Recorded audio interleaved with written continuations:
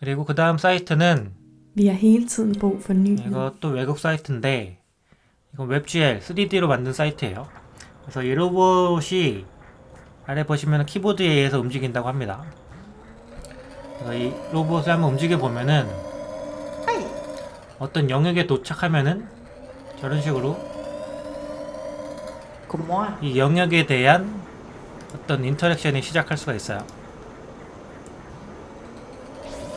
그래서 이 영역에 대한 설명이 쭉 나오게 되고 또 다른 영역으로 가면은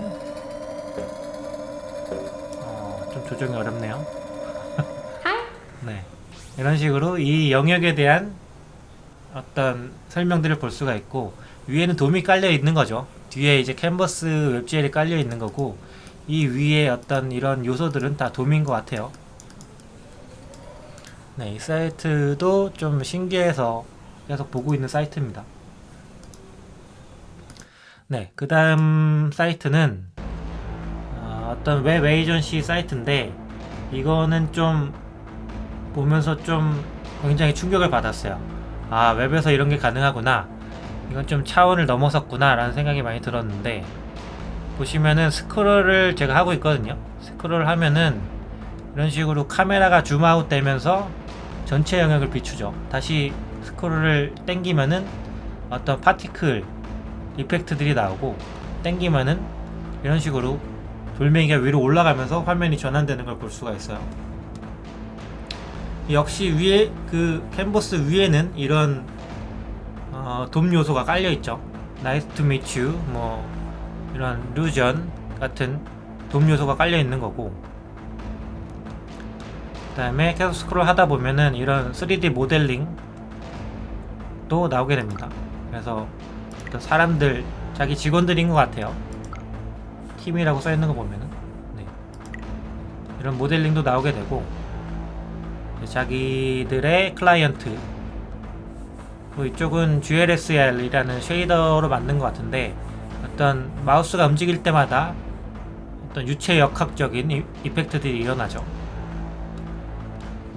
맨 아래로 내리다 보면은 이제 최종적으로 이러한 마우스를 움직일 때마다 어떤 오브젝트들이 같이 이 네모난 영역에서 부딪히면서 충돌을 일으키는 이런 인터랙션까지 있습니다. 이거는 단순하게 뭐 캔버스를 사용한다고 해서 만들 수 있는 게 아니고 좀 전체적으로 캔버스를 잘 알아야 될 것 같은, 그리고 좀 미적 감각도 많아야 될 것 같습니다. 그래서 한번 이 사이트도 들어가서 체험을 해보시는 게 좋을 것 같습니다.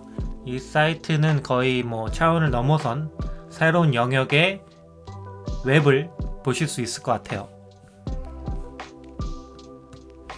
네, 그 다음에 또 비슷한 사이트들이 많이 있어요. 이 사이트는 이제 뭐 그런 3D 모델링을 웹에 올려가지고 같이 스크롤 할 때마다 어떤 영역들이 나타나는 건데, 이런 것들도 이제 캔버스, 웹GL 3D가 아니면은 웹에서 표현하기 힘들겠죠.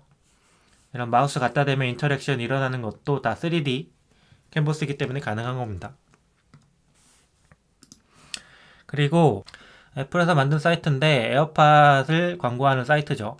그래서 스크롤 할 때마다 이런 식으로 에어팟이 움직이고 뒤에 어떤 사람도 움직이면서 이런 파티클이 일어나는 걸 볼 수가 있죠. 이것도 캔버스로 만든 것 같지만 사실 알고 보면 이건 비디오입니다. 이제 돔 요소에 비디오라는 것도 있고 오디오라는 것도 있는데 이거는 캔버스를 뒤에 깐 게 아니라 비디오를 깔아놓은 거예요. 그래서 어떤 스크롤이 일정 영역에 가면은 그 비디오를 플레이 시키는 방법이고, 이거는 화려해 보이지만 어떤 사용자와 인터랙션은 그렇게 많지 않아요. 그러니까 캔버스 같은 경우에는 어떤 영역을 클릭하거나 움직였을 때 사용자 인터랙션이 바로바로 일어나는 반면에 이거는 비디오기 때문에 정해진 어떤 영상만 출력될 뿐이죠. 또 뭐 화려한 영상들이기 때문에 좀 멋있어 보이긴 합니다.